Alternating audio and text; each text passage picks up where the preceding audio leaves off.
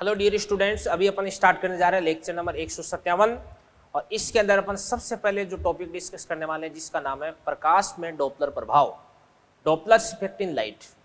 तो बच्चों अगर अपन अब तक की बात करें तो लेक्चर नंबर 148 से यानी 148 से अपन ने काम स्टार्ट किया था।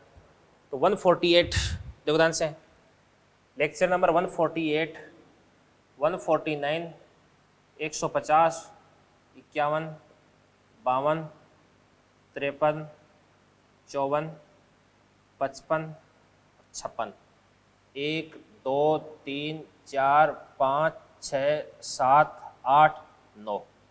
तो अब तक मैं आपको 9 लेक्चर पढ़ा चुका हूँ भाई।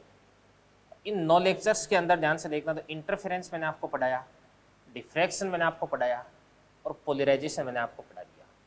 तो 9 लेक्चर के अंदर अपन ये काम कर चुके हैं। अभी अपना लेक्चर नंबर 157, इसके अंदर ध्यान से देखना, देखो डॉपलर इफेक्ट इन लाइट और फिर उसके बाद में resolving limit and resolving power और एक होती है फ्रेनल डिस्टेंस। ये 3 चीज़ें अपन डिस्कस करेंगे भी, ठीक है ना। तो इस लेक्चर का ये अपना प्रोग्राम रहेगा। फिर उसके बाद में लेक्चर नंबर 158 और 159, इन दोनों लेक्चर्स के अंदर अपन जो अपना मॉड्यूल है वो डिस्कस करेंगे। तो मॉड्यूल की स्टेज फर्स्ट, सेकंड और थर्ड, ये 3 स्टेज में आपको सॉल्व कराऊंगा। अभी 5वीं स्टेज है वो तो क्या है, प्रीवियस ईयर्स के क्वेश्चंस की है। तो आपको पता होगा कि सीएलसी ने अपने पुराने सालों के जो पेपर्स हैं उनके टॉपिक वाइज जो सॉल्यूशन है वो यूट्यूब चैनल पे डाल रखे हैं, तो वहाँ से भी आप देख सकते हैं बच्चों, ठीक है ना। चलिए करते हैं आज के लेक्चर की स्टार्टिंग। तो सबसे पहले अपन पढ़ते हैं प्रकाश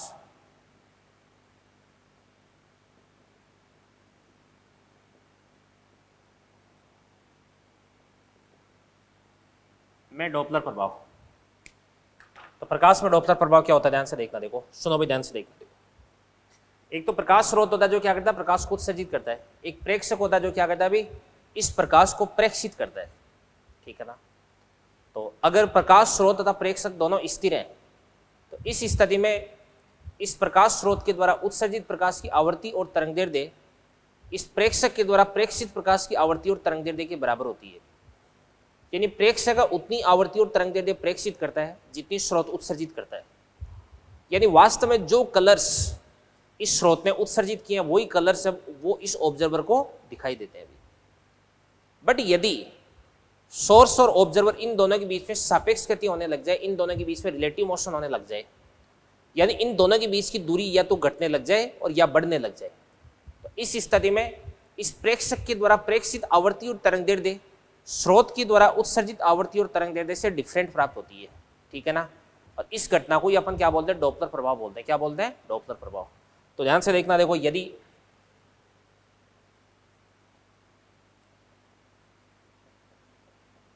प्रकाश स्रोत तथा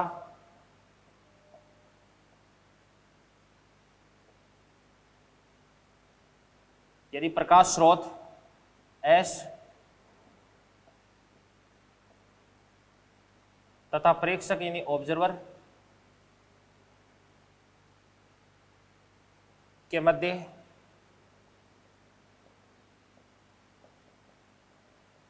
सापेक्ष गति होती है तो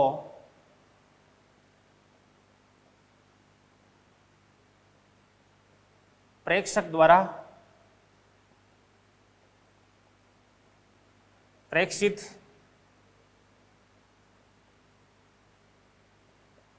आवर्ती तथा तरंगदैर्ध्य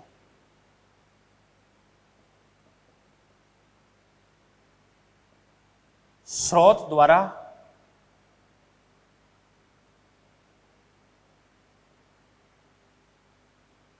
उत्पन्न आवर्ती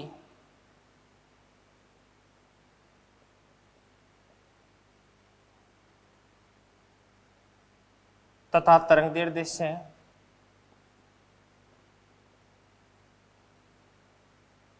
भिन्न होती है। और यही घटना क्या कहलाती है, डॉपलर इफेक्ट इन लाइट कहलाती है। अब बात सुनना भी देवदान से, जैसे मान के चलिए ये आपके पास सोर्स है, ये ऑब्जर्वर है,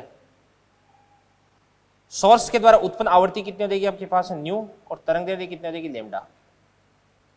इसके द्वारा प्रेक्षित आवृत्ति कितनी हो जाएगी न्यू डैश, और तरंग दैर्ध्य कितनी हो जाएगी आपके पास लैम्डा डैश हो जाएगी।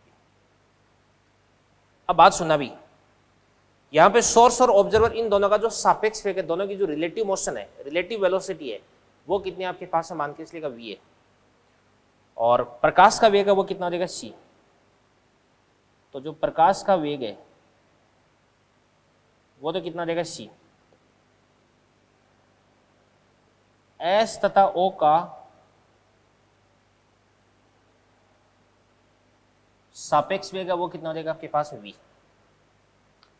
तो मैं आपको एक चीज बताता हूं, बीटा, बीटा कोई ऐसे भौतिक राशि नहीं होती, बीटा ऐसे ही है, एक रेशियो। बीटा बराबर क्या होता है आपके पास है v बटे, ये आपके पास है c होता है। क्या होता है बीटा बराबर v बटे c। तो इस स्थिति में आपके पास जो न्यू डैश है, न्यू डैश बराबर क्या होता है आपके पास है nu into root of 1 plus minus क्या होता है आपके पास है बीटा अपॉन क्या होता है आपके पास 1 प्लस माइनस क्या होता है आपके पास है बीटा होता है। ठीक है ना, ये फॉर्मूला होता है अभी। अब सुनना मेरी बात ध्यान से देखना, देखो ये कब आता है भाई, कब प्लस आता है कब माइनस आता है, ये बात मैं आपको समझाने वाला हूं। देखना ध्यान से देखो, मैं यहां पे लिखता हूं कि यदि S तथा O के मध्य की दूरी, यदि S तथा O के मध्य की दूरी घट रही है तो, अब ध्यान से देख रहे, यदि S तथा O, इसको मैं फर्स्ट केस बोल देता हूं, फर्स्ट केस, यदि सोर्स तथा ऑब्जर्वर की दूरी घट रही, कैसे घट सकते हैं, या तो सोर्स ऑब्जर्वर की तरफ चले, या ऑब्जर्वर सोर्स की तरफ चले, या दोनों एक दूसरे की तरफ चले, तो इस स्थिति में दूरी घटेगी, और दूरी घटेगी तो आवृत्ति बढ़ेगी, और आवृत्ति बढ़ेगी तो इस स्थिति में जो लैम्डा डैश है वो लैम्डा से क्या देगा आपके पास है ज्यादा, और तरंग दैर्ध्य क्या हो जाएगी घट जाएगी, तो अपन बोलेंगे लैम्डा डैश है वो छोटा हो जाएगा, किससे लैम्डा से हो जाएगा। तो इस स्थिति में आपके पास में जो न्यू डैश है वो न्यू डैश बराबर कितना हो जाएगा आपके पास है न्यू इंटू रूट ऑफ, इसके बाद 1। अभी आपको क्या करनी है, आवृत्ति बढ़ानी है, तो ऊपर किसका चिन्ह होगा प्लस का, नीचे किसका माइनस का, ये हो जाएगा आपके पास 1 प्लस बीटा अपॉन क्या हो जाएगा आपके पास 1 माइनस का बीटा हो जाएगा। अब इसको मिटा दो,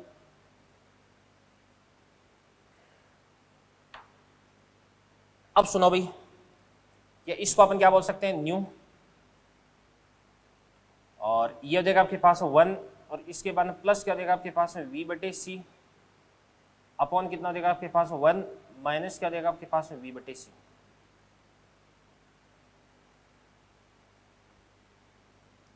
ये बात होगी भी। तो ये अपने पास में जो न्यू डैश है उस न्यू डैश की वैल्यू आ चुकी है आपके पास में। ठीक है, अब एग्जैक्ट वैल्यू तो अपन इसी फॉर्मूले से निकालते हैं अभी, जो एग्जैक्ट वैल्यू वो तो अपन किस फॉर्मूले से निकालते हैं, इसी फॉर्मूले से निकालते हैं। तो अब अगर इसको अपन सोल्व करते हैं तो ऐसे लिख सकते हैं कि यदि v है वो काफी छोटा है किससे भाई c से, यदि v है वो c से क्या भी काफी छोटा है, तो इस स्थिति में सोल्व करने से अपने को प्राप्त होता है कि जो न्यू डैश है वो न्यू डैश बराबर कितना देगा आपके पास है न्यू डैश बराबर न्यू इंटू 1 प्लस क्या देगा आपके पास है बीटा, यानी 1 प्लस क्या देगा आपके पास है v बटे सी हो जाएगा अभी। ठीक है ना, ये चीज होगी। तो अब सुनना ध्यान से देखना, देखो तो सोर्स तथा ऑब्जर्वर के बीच की दूरी अगर घट रही तो इस स्थिति में आवृत्ति है वो वास्तविक आवृत्ति से बढ़ी हुई प्राप्त होगी, तरंग दैर्ध्य घटी हुई प्राप्त होगी। अपन जानते हैं कि pure V I B G Y O R, लिख देता हूं मैं V I B G Y O R. इधर की तरफ लेमडा बढ़ता है, इधर की तरफ तो क्या होता है अभी ब्लू नीला, और इधर की तरफ क्या होता है अभी रेड होता है। तो तरंग दैर्ध्य घटने का मतलब क्या होता है अभी पीछे की तरफ शिफ्ट होना, इधर की तरफ कौन आता है अभी ब्लू आता है, तो इसको अपन बोलते हैं ब्लू शिफ्ट बोलते हैं। क्या बोलते हैं ब्लू शिफ्ट, यानी नीला विस्थापन। नीला विस्थापन, या इंग्लिश में इसको अपन बोलते हैं ब्लू शिफ्ट बोलते हैं भाई, ठीक है ना। और यहां से अपन निकाल सकते हैं भाई, कैसे निकाल सकते हैं भाई, न्यू डेज बराबर क्या होता है आपके पास है सी बटा लेमडा डेज होता है। यहां से आपके पास है लेमडा डेज बराबर कितना देगा, सी बटा न्यू डेज, इससे अपन लेमडा डेज निकाल सकते हैं भाई, ठीक है ना। अब एक तो ये हो गया आपके पास है, इसके बाद दूसरा देखते हैं, यदि S तथा O के मध्य की दूरी, भाई ज्यादातर केस इसके अंदर आपको ये वाला फॉर्मूला काम में लेना है। और इसके बाद में ये भी अपन कर सकते हैं कि इसको अपन फर्दर ऐसे भी लिख सकते हैं कि न्यू को अपन अंदर मल्टीप्लाई कर देंगे, तो ये आपके पास आ जाएगा डेल्टा न्यू बटे क्या देगा आपके पास न्यू बराबर डेल्टा न्यू कितना देगा आपके पास न्यू डेज माइनस क्या देगा आपके पास न्यू बटे न्यू बराबर, ठीक है ना। ये आपके पास में क्या देगा वी बटे सी हो देगा, वी बटे सी आवर्ती में भिन्नात्मक परिवर्तन। तो मोस्टली तो ये वाला फॉर्मूला ये काम में लेते हैं अपन, है ना। और अगर आपको ऐसे बोल दिया जाए कि भाई जो सापेक्ष वेग है वो प्रकाश के वेग के तुल्य है, मतलब इसके आसपास का है, तो इस स्थिति में इस वाले फॉर्मूले से आपको आंसर निकालना है, ठीक है ना। क्वेश्चन करके बता दूंगा मैं आपको, यदि एस तथा ओ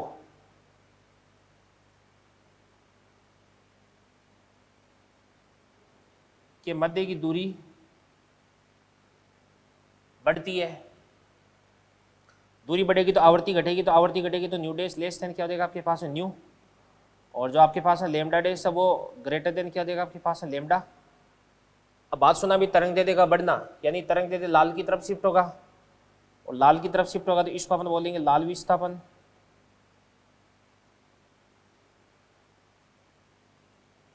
लाल विस्थापन का मतलब क्या हो जाएगा आपके पास रेड शिफ्ट हो जाएगा, तो इसको अपन बोलेंगे रेड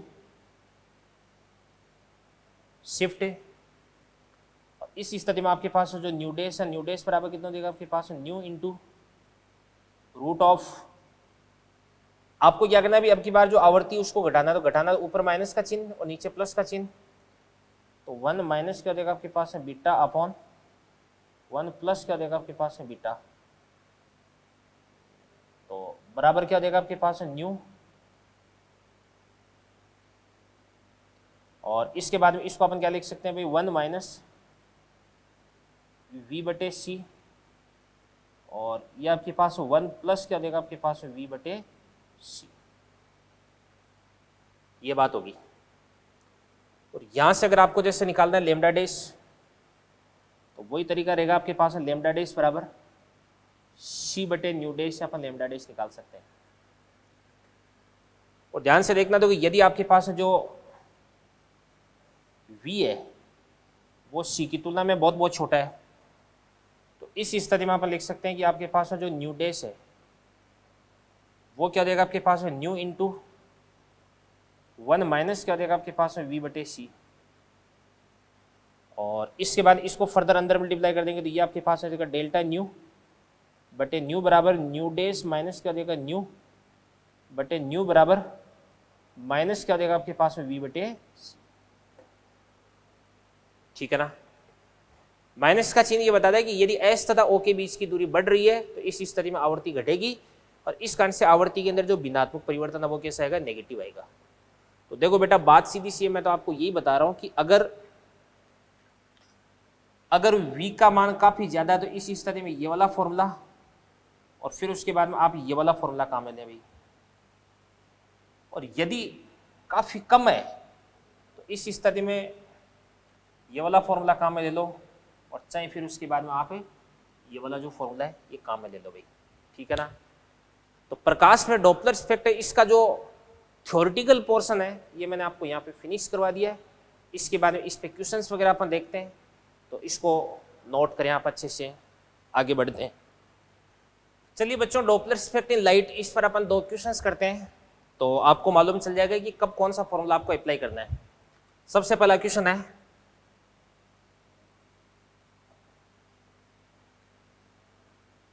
कि एक तारा जो कि लैम्डा बराबर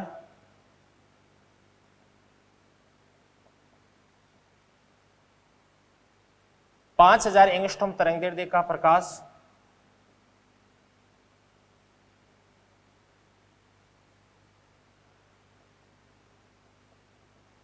उत्सर्जित करता है,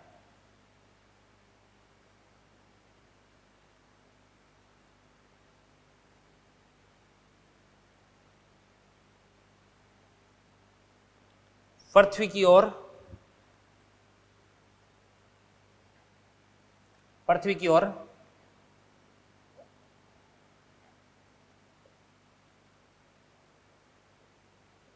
15 किलोमीटर पर सेकेंड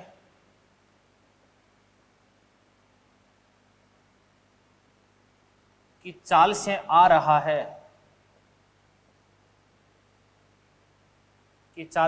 है,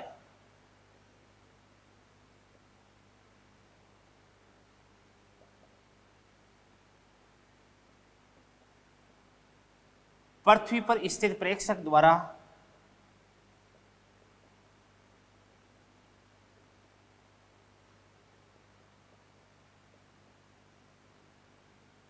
प्रेक्षित तरंग दैर्ध्य होगी। तो इसका अपन देखते हैं सॉल्यूशन। सबसे पहली बात है कि ध्यान से देखना, तो ये तो आपके पास में सोर्स होगा, ये आपके पास में ऑब्जर्वर हो गया। अब की बार जो सोर्स है ना वो ऑब्जर्वर की तरफ जा रहा है, तो इस स्थिति में दूरी घटेगी तो आवृत्ति बढ़ेगी, तरंग दैर्ध्य घटेगी। तो अपन बात कर सकते हैं कि यहाँ पर आपके पास जो डेल्टा न्यू बटे न्यू है वो तो कितना देगा आपके पास में v बटे सी, और इसी प्रकार से आपके पास जो डेल्टा लेमडा बटे लेमडा है, डेल्टा लेमडा बटे लेमडा है, वो भी कितना देगा आपके पास में v बटे सी हो जाएगा। तो दूरी घट रही तो तरंग दैर्ध्य घटेगी और आवृत्ति बढ़ेगी। इस कारण से प्लस का होगा, ये माइनस का हो गया। तो अपने को तो ये फाइंड आउट करना है। तो यहाँ से आपके पास में से डेल्टा लेमडा को अपन क्या लिख सकते हैं, अभी इस फॉर्मूले को मैं आगे बढ़ा रहा हूँ। डेल्टा लेमडा को अपन लिख सकते हैं लेमडा डैश माइनस क्या देगा आपके पास है लेमडा कितना देगा 5000 एंगस्ट्रॉम बटे लेमडा कितना देगा आपके पास में 5000 एंगस्ट्रॉम बराबर क्या देगा आपके पास में v बाई सी, माइनस का हो गया तो माइनस का होगा v बाई सी। तो v तो कितना देगा 15 किलोमीटर, तो 15 किलोमीटर यानी 15 गुणा 10 की पावर 3 और बटे c कितना होता है आपके पास है 3 गुणा 10 की पावर 8 होता है, ठीक है ना। c कितना होता है आपके पास है 3 गुणा 10 की पावर 8 हो गया। तो यहां से आपके पास मध्योदान से बच्चों जो लेमडा डैश -5 जा रहा है वो कितना देगा बताओ, माइनस का, इसको अपन बोल सकते हैं 15 बटे 3 कितना देगा 5 गुणा 10 की पावर माइनस का 5, ठीक है ना, और इंटू कितना देगा आपके पास है 5000, तो बराबर कितना देगा आपके पास है 5 × 5 कितना देगा 25 गुणा 1 2 3 काट दो 10 की पावर माइनस का 2, यहां से आपके पास में कितना देगा 0.25 एंगस्ट्रॉम। तो तरंग दैर्ध्य में 0.25 एंगस्ट्रॉम का अंतर आएगा भाई, तो ये माइनस का हो गया, माइनस का। तो यहां से आपके पास लेमडा डैश बराबर कितना देगा 5000 में से 0.25 को माइनस कर देंगे, माइनस कितना देगा आपके पास है 0.25। तो यहां से आपके पास लेमडा डैश बराबर 4999.75 एंगस्ट्रॉम। तो यहाँ पर अपन देख सकते हैं यहाँ पर आपके पास जो v है वो c से बहुत बहुत छोटा है, तो इस स्थिति में ये वाला फॉर्मूला अपन ने काम में ले लिया। और यही क्वेश्चन अगर आपके पास ऐसे होता, क्वेश्चन है कि एक आपके पास में सोर्स है और ये लेमडा बराबर कितना देगा आपके पास में 5000 एंगस्ट्रॉम तरंग दैर्ध्य का प्रकाश उत्सर्जित कर रहा है, और ये इधर की तरफ जा रहा है किस स्पीड से, v बराबर कितना देगा आपके पास है 0.2 × c, ये ऑब्जर्वर हो गया। तो आपको जो लेमडा डैश है वो फाइंड आउट करना है अभी। तो यहां से अपन क्या लिख सकते थे अभी, लेमडा डैश बराबर सबसे पहले अपन लिख सकते हैं कि न्यू डैश बराबर न्यू इंटू, इसके बाद से ये इसकी तरफ जा रहा है तो इस स्थिति में क्या लिख सकते हैं अपन, आवर्ती घटेगी, नहीं सॉरी, दूरी घट रही तो आवर्ती बढ़ेगी, तरंग दैर्ध्य घटेगी। तो आवर्ती बढ़ेगी तो ये आपके पास 1 प्लस क्या देगा आपके पास v बाई सी, और ये आपके पास 1 माइनस क्या देगा आपके पास v बाई सी हो गया। और न्यू डैश बराबर कितना देगा आपके पास है, न्यू डैश बराबर कितना देगा सी बटे लेमडा डैश, और न्यू बराबर कितना देगा आपके पास है सी बटे लेमडा, रूट ऑफ 1 प्लस क्या देगा आपके पास में v बाई सी, और 1 माइनस क्या देगा आपके पास में v बाई सी। तो यहाँ से आपके पास है लेमडा डैश बराबर कितना देगा lambda into root of 1 minus क्या देगा आपके पास में v बाई सी, और 1 प्लस क्या देगा आपके पास में v बाई सी। तो यहाँ से आपके पास है लेमडा डैश बराबर लेमडा, लेमडा कितना देगा भी आपके पास है 5000 एंगस्ट्रॉम, तो 5000 एंगस्ट्रॉम हो गया, रूट ऑफ 1 माइनस v कितना देगा 0.2 सी अपॉन सी, तो 0.2 हो गया, और अपॉन कितना देगा आपके पास 1 प्लस कितना देगा 0.2 हो गया।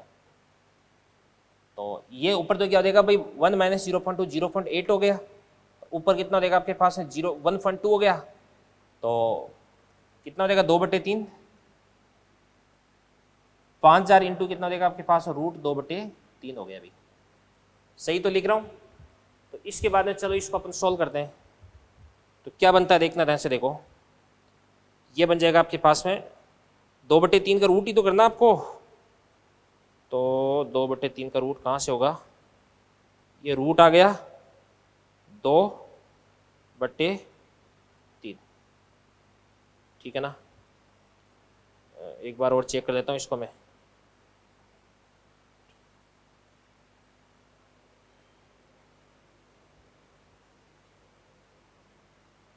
तो ये आपके पास में कितना आता है अभी, यह आता है 0.816 आता है, और यदि इसको अपन मल्टीप्लाई कर देते हैं किसी भी 5000 से, तो ये आपके पास में आ जाता है कितना, 5000 से अगर आ गया तो 4082, तो ये आपके पास में कितना हो जाएगा भाई 4082 एंगस्ट्रॉम हो जाएगा, ये आपका आंसर हो गया अभी। तो यहां पर आपको देख सकते हैं कि v है वो 0.2 सी है, यानी निर्वात में प्रकाश की चाल का 1/5 है भाई। तो इस स्थिति में ये वाला फॉर्मूला अपन ने काम में लिया है, ठीक है ना। तो इन दोनों क्वेश्चंस को नोट करें, फिर अपन आगे बढ़ते हैं बेटा। चलिए बच्चों, इसके बाद में एक टॉपिक अपन डिस्कस करते हैं जिसका नाम है किसी भी प्रकाशिक उपकरण की विभेदन सीमा और विभेदन क्षमता, ठीक है ना। तो रिजोल्यूशन लिमिट और रिजोल्विंग पावर, तो ये क्या होती है देखिएगा ध्यान से देखो।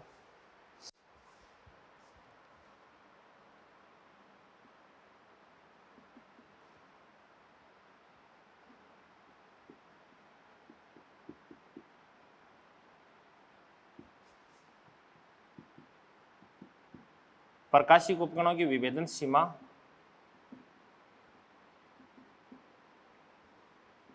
व विभेदन क्षमता,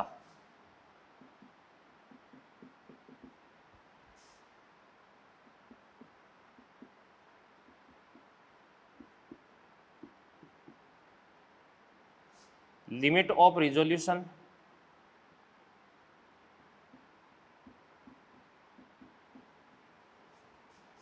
एंड रिजॉल्विंग लिमिट,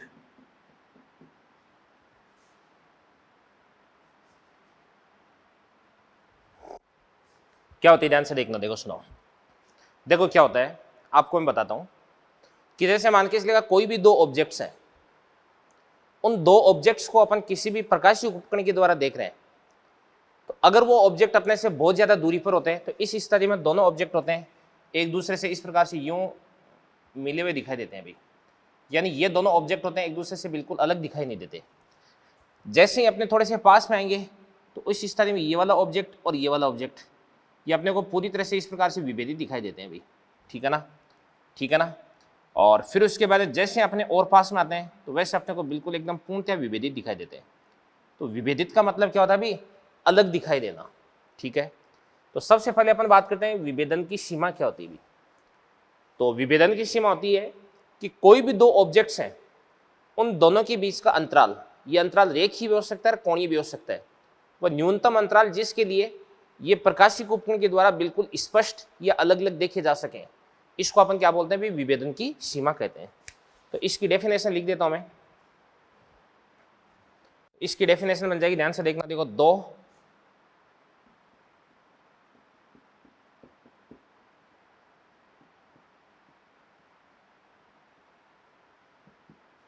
दो बिंबों के मध्य का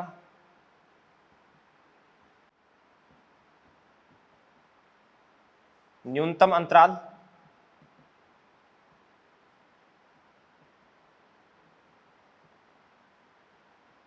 कैसा हो सकता है, रेखीय या कोणीय?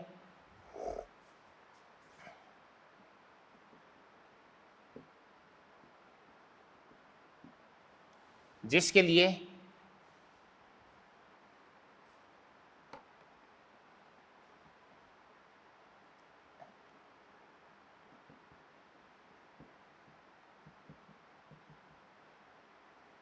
किसी प्रकाशिक उपकरण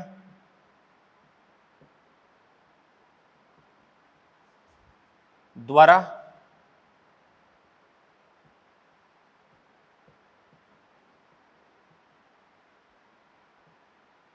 इनका प्रतिबिंब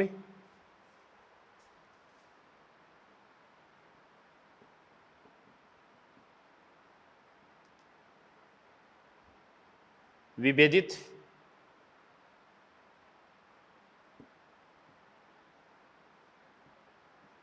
दिखाई दे,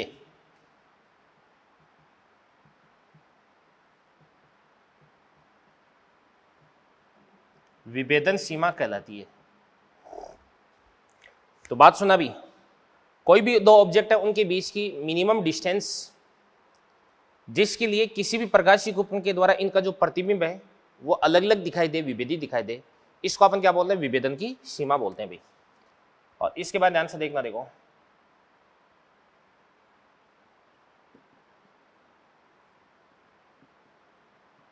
विभेदन क्षमता बराबर क्या होता है, 1/,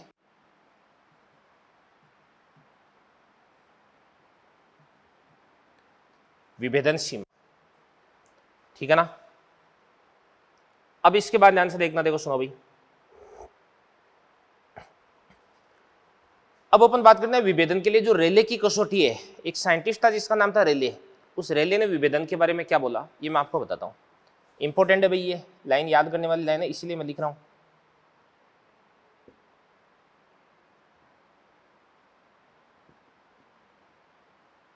रेले की विभेदन की कसौटी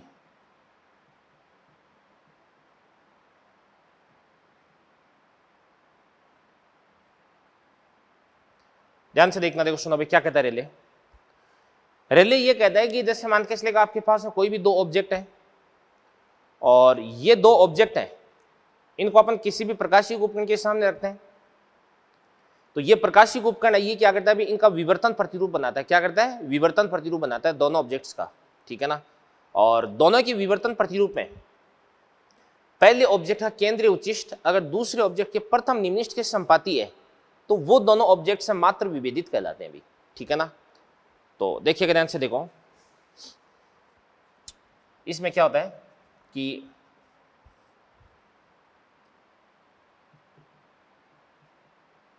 कोई भी जैसे प्रकाशिक उपकरण है,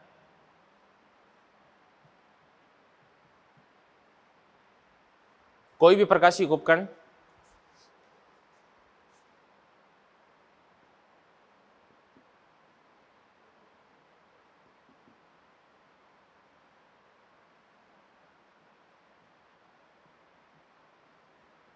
बिंबों का विवर्तन प्रतिरूप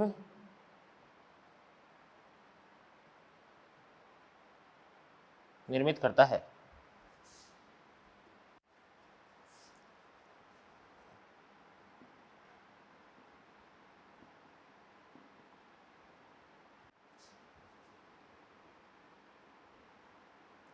यदि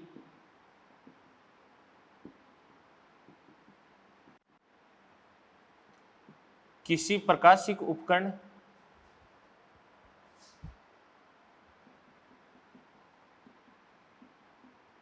द्वारा निर्मित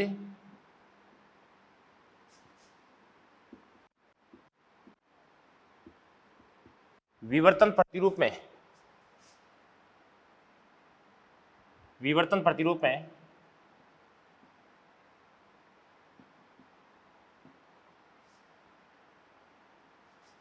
प्रथम बिंब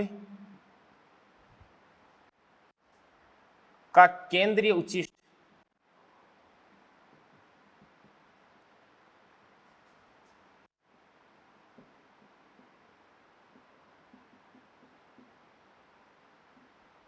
द्वितीय बिंब के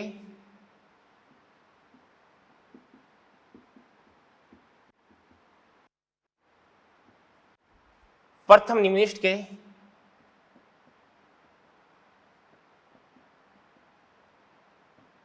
संपाती होता है तो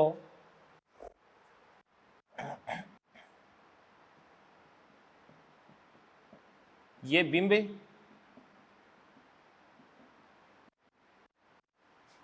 मात्र विभेदित कहलाते हैं।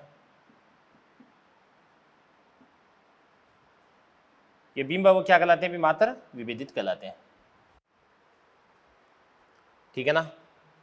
तो यही आपके पास रिले की विभेदन की कसौटी हो जाएगी भी। ठीक है ना? अब ध्यान से देखना, तो इस बात को अपन कैसे समझते हैं? इस बात को अपन ऐसे समझते हैं कि जैसे ये अपने पास इस प्रकार से कोई पर्दा है,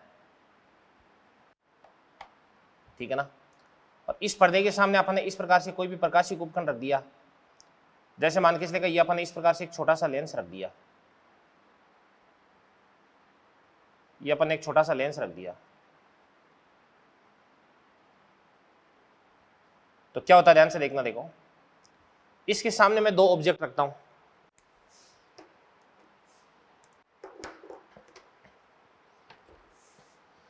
पहला ऑब्जेक्ट तो आपके पास ये रहा,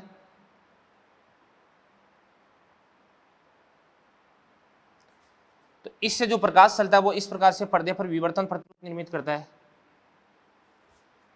और इसका पर्दे पर जो विवर्तन प्रतिरूप निर्मित होता है वो इस प्रकार का बनता है। ध्यान से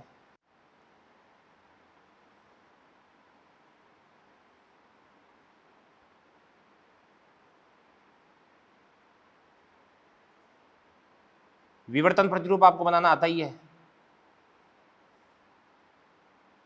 ये तो मैंने आपको विवर्तन वाला टॉपिक पढ़ा रखा है अच्छे से, कोई दिक्कत ही नहीं है।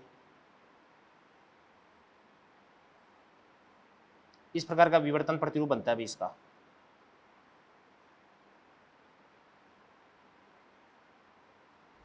ये विवर्तन प्रतिरूप हो गया भी पहले का।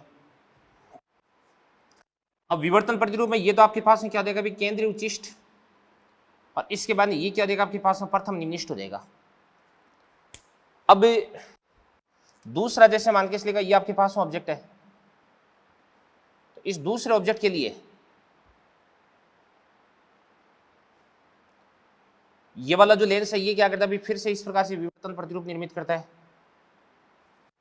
और इसका केंद्रीय उच्चिष्ट कहां पर बनता है? इस प्रकार से यहां पर बनता है। तो ऐसा बनता है ध्यान से।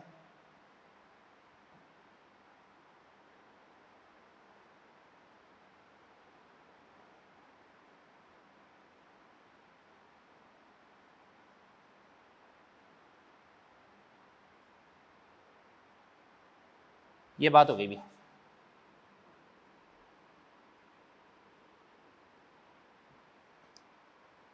अब सुनो ध्यान से देखना, देखो ये तो देगा आपके पास O2, और ये वाला जो ऑब्जेक्ट है इसको अपन क्या बोल देंगे? O1 बोल देंगे।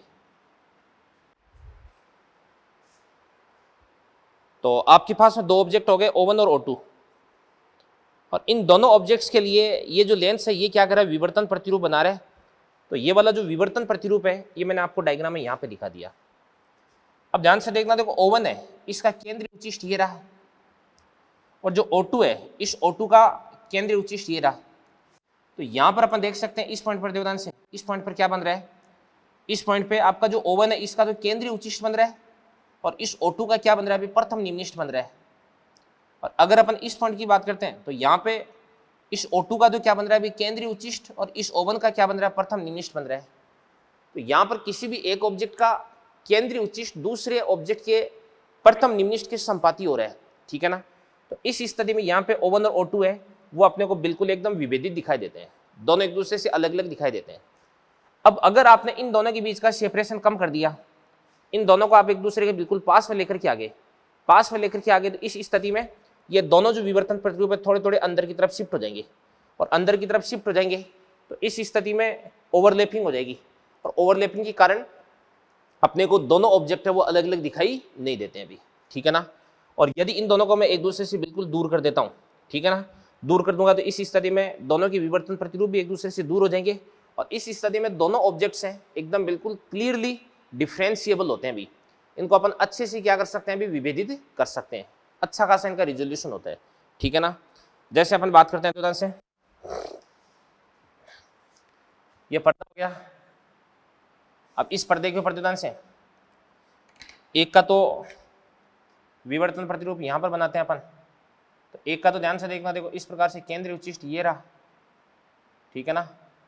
और फिर उसके बाद ये क्या रहा अभी, इस प्रकार से प्रथम निम्निष्ठ। और दूसरे की अगर अपन बात करते हैं तो दूसरे का जैसे मान के चलेगा यहाँ पे विवर्तन प्रतिरूप बन रहा है, तो इसके विवर्तन प्रतिरूप में उदाहरण से ये इसका केंद्रीय उच्चिष्ट रहा और ये इस प्रकार से इसका प्रथम निम्निष्ठ रहा। तो इस स्थिति में उदाहरण से इसका केंद्रीय उच्चिष्ट और इसका केंद्रीय उच्चिष्ट एक दूसरे से काफी दूरी पर है, इस कारण से दोनों अच्छे से विभेदित होते हैं भाई। और अगर ये दोनों एक दूसरे के और ज्यादा अंदर घुस जाते हैं, ये और ज्यादा अंदर घुस जाते हैं, तो इस स्थिति में दोनों को अपन एक दूसरे से विभेदित नहीं कर सकते हैं अभी, ठीक है ना। तो ये आपका विभेदन सीमा क्या होती है, विभेदन क्षमता क्या होती है और रिले की विभेदन की कसौटी क्या होती है, ये चीजें नोट करें आप। चलिए बच्चों, इसके बाद में अपन देखते हैं सूक्ष्मदर्शी की विभेदन सीमा क्या होती है। देखो ध्यान से, तो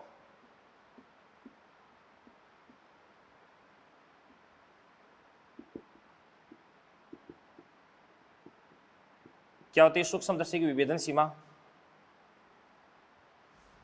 कोई भी जैसे आपके पास माइक्रोस्कोप है, इस माइक्रोस्कोप का जो ऑब्जेक्टिव लेंस होता है, ठीक है ना, जो अभिदर्शक लेंस होता है, इस अभिदर्शक लेंस के फोकस के पास में रखे हुए आपके पास में दो ऑब्जेक्ट्स हैं, उनके बीच की जो मिनिमम डिस्टेंस, न्यूनतम दूरी, जिसके लिए इस सूक्ष्मदर्शी से ये पूर्णतः विभेदित दिखाई देते हैं, इस दूरी को ही अपन क्या बोलते हैं, विभेदन सीमा बोलते हैं।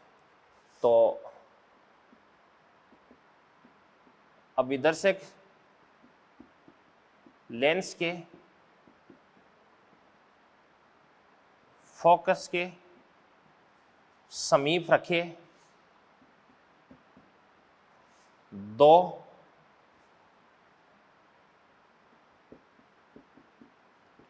बिंबों के मध्य की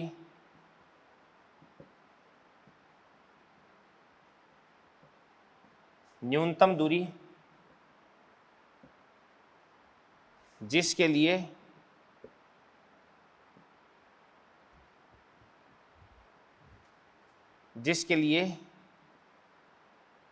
ये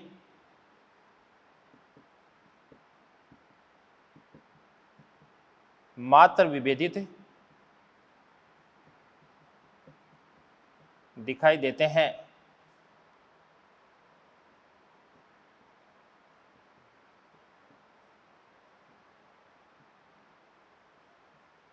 विभेदन सीमा कहलाती है।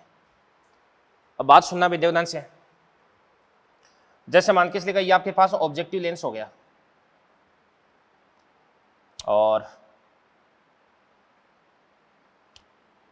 यहां पर ये मान के चलिएगा इसका फोकस हो गया। अब इसकी फोकस के पास में जैसे मान के चलिएगा दो ऑब्जेक्ट्स हैं, एक तो आपके पास ये ऑब्जेक्ट रहा, इस ऑब्जेक्ट का नाम क्या हो जाएगा आपके पास O1, और एक आपके पास ये ऑब्जेक्ट रहा, इस ऑब्जेक्ट का नाम क्या हो जाएगा आपके पास O2। तो यहाँ पे इसका नाम हो जाएगा आपके पास O1 और इसका नाम हो जाएगा आपके पास O2, ठीक है ना। तो अब O1 और O2 के बीच की जो न्यूनतम दूरी है, इस न्यूनतम दूरी को अपन लिख सकते हैं डी मिनिमम। यहां से यहां तक की जो डिस्टेंस है इसको अपन क्या बोल सकते हैं अभी, फोकल लेंथ, ये एफ हो गया। और इसके बाद में ये वाला जो एंगल है, यहां पे इस वाले एंगल को अपन क्या बोल सकते हैं अभी, बीटा बोल सकते हैं। तो ये वाला एंगल आपके पास में बीटा हो जाएगा। और यहां पर ये वाला जो एंगल है,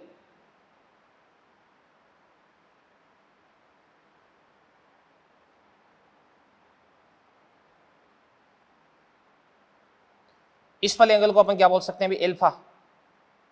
ये तो आपके पास हो गया एल्फा। ये फोकल लेंथ को थोड़ा सा इधर की तरफ लिख देता हूं मैं। तो ये वाला एंगल तो आपके पास एल्फा हो गया और यहाँ पर ये वाला जो एंगल है इसको अपन क्या लिख सकते हैं, अभी बीटा लिख सकते हैं, ठीक है ना। अब यहाँ पर सबसे पहली बात आपको एल्फा का फॉर्मूला ध्यान में रखना भी, और इसका जो व्यास है, इसका व्यास कितना होता है आपके पास है कैपिटल डी। तो ये आपके पास जो एंगल एल्फा है, इस एल्फा का फॉर्मूला होता है अभी 1.22 लैम्डा अपॉन कैपिटल डी। ये आपके पास एल्फा का फॉर्मूला हो गया अभी। तो एल्फा बराबर कितना हो जाएगा आपके पास 1.22 लैम्डा अपॉन कैपिटल डी, और कैपिटल डी को अपन क्या बोलते हैं अभी, इस लेंस का द्वारक हो जाएगा, ये क्या हो जाएगा, द्वारक हो जाएगा, ठीक है ना। अब सुनो ध्यान से देखना, देखो अपन बात करते हैं यहाँ पे इस डायग्राम से टेन बीटा की बात करते हैं, टेन बीटा। तो टेन थीटा बराबर कितना होता है, लंब बटे आधार। तो यहां से आपके पास लंब कितना हो जाएगा बताओ, d/2। आधार कितना हो जाएगा आपके पास बताओ, f हो जाएगा। तो यहां से इसको अपन क्या लिख सकते हैं अभी, d/, या आपके पास 2f हो जाएगा। अब बात सुना भाई, यहां पर आपके पास है जो टेन बीटा, इस टेन बीटा को लगभग अपन क्या लिख सकते हैं, साइन बीटा लिख सकते हैं, क्योंकि साइन थीटा और टेन थीटा की वैल्यू लगभग बराबर होती है अगर एंगल बहुत छोटा है तो। इस स्थिति में इस टेन बीटा को लगभग अपन लिख सकते हैं साइन बीटा, लगभग अपन साइन बीटा लिख देंगे। तो यहां पे ध्यान से देखना, देखो आपके पास जो d है, इस d को अपन क्या लिख सकते हैं अभी, 2f, ये आपके पास साइन बीटा हो गया अभी, ठीक है ना। तो क्या बन जाएगा आपके पास में ध्यान से, इस एल्फा को अपन क्या लिख सकते हैं, एल्फा बराबर 1.22 lambda upon capital D. Capital D को क्या बोलेंगे अपन, 2f, ये आपके पास है साइन बीटा बन गया। अब यहां से आपके पास जो एल्फा कोण है, एल्फा कोण बराबर क्या होता है, चाप बटे त्रिज्या। तो चाप कितना हो जाएगा, डी मिनिमम, और त्रिज्या कितनी हो जाएगी आपके पास, एफ हो जाएगी। तो इसको अपन बोलेंगे डी मिनिमम बटे क्या हो जाएगा आपके पास, एफ हो जाएगा अभी।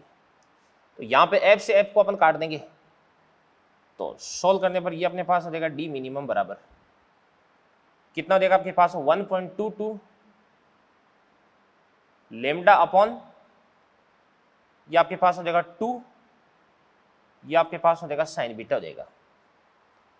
अब बात सुना भी, अगर इस लेंस के आसपास में यहां पर अपन ने कोई म्यू अपवर्त नाम का लिक्विड भर दिया, तो इस स्थिति में लाइट की जो वेवलेंथ है वो क्या हो जाएगी भी, कम हो जाएगी।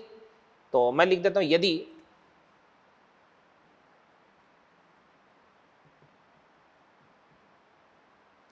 ऑब्जेक्टिव लेंस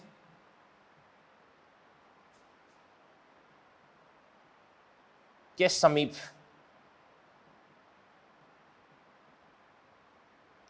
कोई पारदर्शी द्रव्य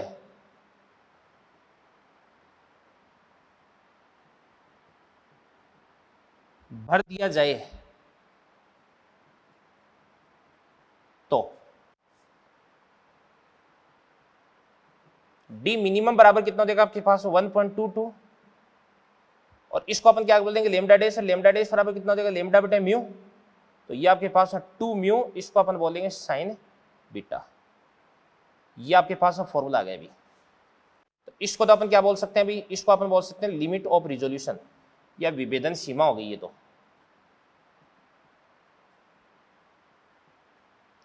और अगर अपन जैसे मतलब रिजोल्विंग पावर की बात करते हैं, तो ये आपके पास हो जाएगा 1 अपॉन लिमिट ऑफ रिजोल्यूशन, यानी डी मिनिमम। तो यहां से आपके पास ये आ जाएगा 2 mu sign beta upon 1.22 lambda. यहां पर ये वाला जो फॉर्मूला, इस फॉर्मूले से अब की बार नीट के अंदर क्वेश्चन आया था अभी, इस फॉर्मूले से, ठीक है ना। नीट 2020 के अंदर इससे क्वेश्चन आ चुका है। तो ये आपके पास रिजोल्यूशन पावर, इसका फॉर्मूला हो गया। अब बात सुनो भी, अगर आपको रिजोल्यूशन पावर है वो अगर आपको ज्यादा चाहिए, तो इसके लिए आपको म्यू का मान ज्यादा रखना पड़ेगा,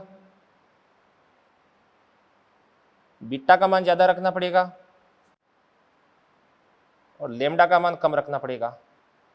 ऐसा करोगे तो जो रिजोल्विंग पावर है वो क्या हो जाएगी भाई, ज़्यादा हो जाएगी, ठीक है ना। तो म्यू का मान ज़्यादा कैसे रख सकते हैं भी, आसपास जो भी अपन लिक्विड भरते हैं इसका अपवर्तनांक ज़्यादा करना आपको। और बीटा का मान ज़्यादा कैसे कर सकते हैं भी, ये वाला एंगल बड़ा कैसे हो सकता है, जब इसकी फोकल लेंथ को अपन कम रखते हैं, इसकी फोकस दूरी को अपन क्या करते हैं भी, कम रखते हैं। फोकस दूरी अगर कम होगी ना तो इस स्थिति में ये वाला जो एंगल बीटा है वो क्या हो जाएगा, ज़्यादा। तो बीटा का मान ज़्यादा कैसे रख सकते हैं, फोकल लेंथ को कम रखिए, फोकल लेंथ को कम रखिए, ठीक है ना। तो कई बार ध्यान से देखना, तो ऐसा क्वेश्चन भी पूछ लिया जाता है कि कोई भी आपके पास जैसे सूक्ष्मदर्शी है, इस सूक्ष्मदर्शी की विभेदन क्षमता को या रिजोल्विंग पावर को कैसे बढ़ाया जा सकता है, तो ये सारे के सारे पॉइंट्स आपको ध्यान में रखने हैं भाई, ठीक है ना। तो ये तो आपके पास हो गई सूक्ष्मदर्शी की विभेदन सीमा और विभेदन क्षमता हो गई, ठीक है ना। इसके बाद में जो दूरदर्शी है उसकी विभेदन सीमा और विभेदन क्षमता मैं आपको पढ़ा रहा हूँ, तो इन चीज़ों को नोट करें एक बार आप अच्छे से। हाँ जी बच्चों, इसके बाद में अपन डिस्कस करते हैं दूरदर्शी, इसकी विभेदन सीमा और विभेदन क्षमता। तो क्या होती है ध्यान से, दूरदर्शी की विभेदन सीमा व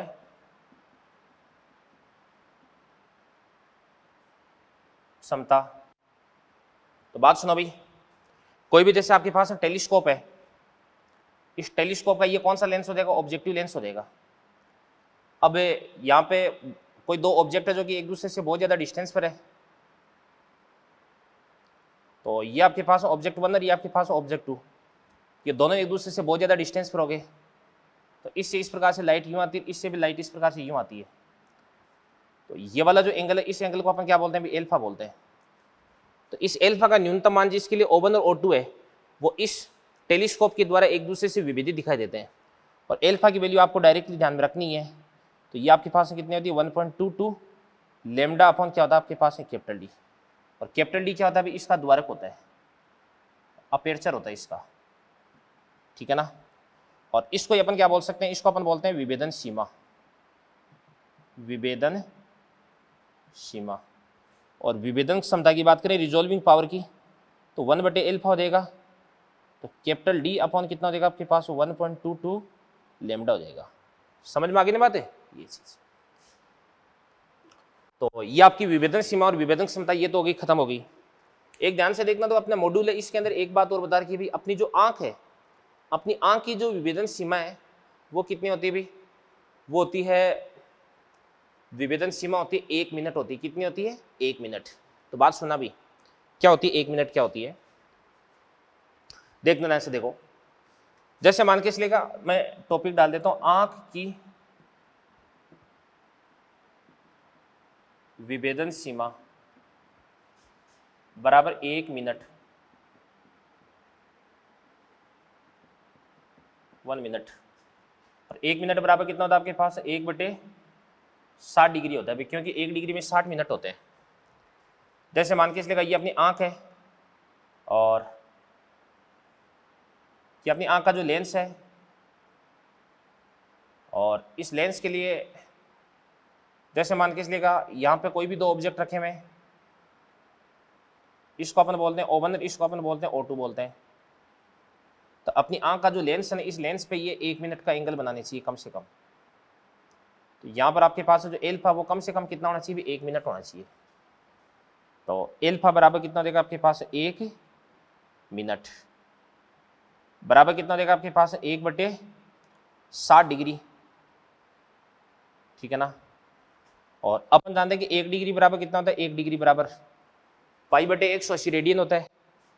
तो कितना देगा आपके पास, π/60 इंटू कितना हो जाएगा, 180 रेडियन हो गया अभी, ठीक है ना। तो ये तो आपके पास एंगल हो गया। और यहाँ से लेके यहाँ तक की ये वाली जो डिस्टेंस होती है, ये अपन कहाँ पे कितनी मानते हैं भाई, 25 सेंटीमीटर मानते हैं, 25 centimetre. Minimum distance of distinct vision, स्पष्ट दृष्टि की न्यूनतम दूरी 25 सेंटीमीटर होगी। और O1 और O2 के बीच की जो डिस्टेंस है, इसको अपन क्या बोल सकते हैं, डी मिनिमम। तो कोण बराबर क्या होता है आपके पास है, 4/त्रिज्या। तो बराबर कितना हो जाएगा आपके पास, डी मिनिमम बटे त्रिज्या कितना हो जाएगा आपके पास, 1/4 हो जाएगा। कितने हो जाएगी, 1/4। तो यहां से आपके पास है डी मिनिमम बराबर, डी मिनिमम बराबर कितना देगा आपके पास में, तो 1/4 है, तो ये 1/4 इधर की तरफ आ जाएगा, तो ये अपने पास आ जाएगा पाई बटे 60 इंटू कितना हो जाएगा 180 और इंटू कितना हो जाएगा आपके पास है 4 मीटर में। तो इसको सॉल्व कर देंगे तो अपनी जो आंख है उसकी विभेदन सीमा आ जाएगी भी, ठीक है ना, ये विभेदन सीमा आ गई और इसका उल्टा कर देंगे तो विभेदन क्षमता आ जाएगी, ठीक है ना। एक ध्यान से देखना, एक छोटी सी चीज और है जिसको अपन क्या बोलते हैं, जिसको अपन बोलते हैं फ्रेनल दूरी बोलते हैं। तो फ्रेनल दूरी का मतलब है किरण प्रकाशिकी की वेद्यता। क्या होती है किरण प्रकाशिकी की वेद्यता। तो बात सुनो भाई,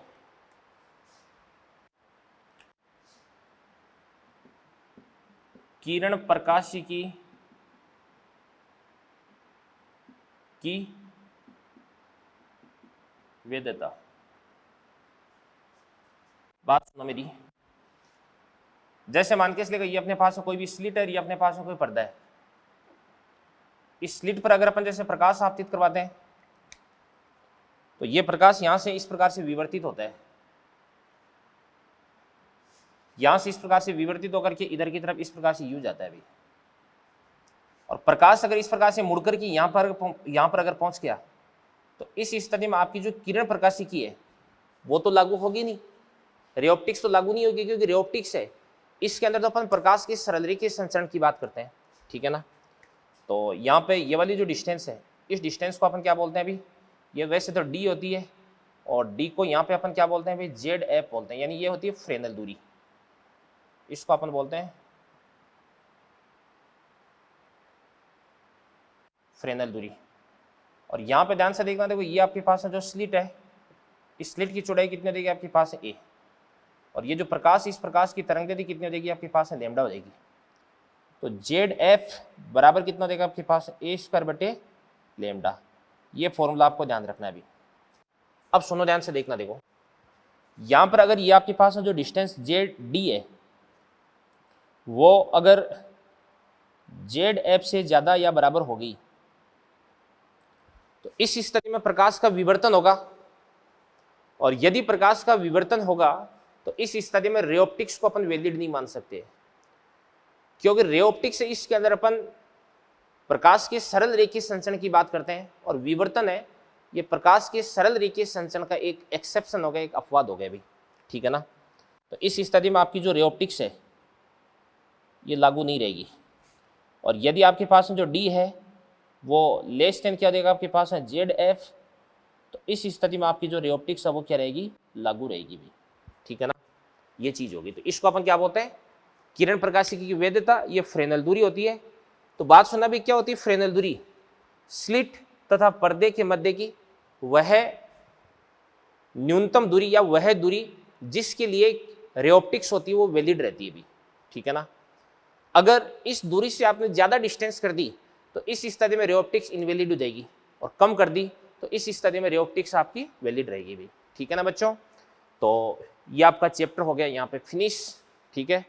और इसके बाद में अपने पास 2 लेक्चर बचेंगे, लेक्चर नंबर 158 और 159। उन दोनों लेक्चर्स के अंदर अपन इस वेव ऑप्टिक्स का मॉड्यूल है वो डिस्कस करेंगे भी, ठीक है ना। तो स्टेज फर्स्ट, स्टेज सेकंड और स्टेज थर्ड इनको आप अच्छे से पहले खुद सोल्व कर लेना, ठीक है ना, क्योंकि फिर उसके बाद इतना टाइम अपने पास में बचेगा नहीं, जल्दी जल्दी मेरे को मॉड्यूल सोल्व करवाना पड़ेगा, ठीक है ना। बहुत सारे क्वेश्चंस मेरे को करवाने हैं, तो मोस्टली जो क्वेश्चंस हैं उनके अंदर आपको या तो मैं हिंट दूंगा या आपको फॉर्मूला बताऊंगा, कैलकुलेशन वगैरह आप खुद कर लेना, ठीक है ना। तो चलो रेऑप्टिक्स आपका फिनिश होता है। Thank you very much, all the best. मिलते हैं अगले लेक्चर पे, इन चीज़ों को नोट कर लें भैया आप।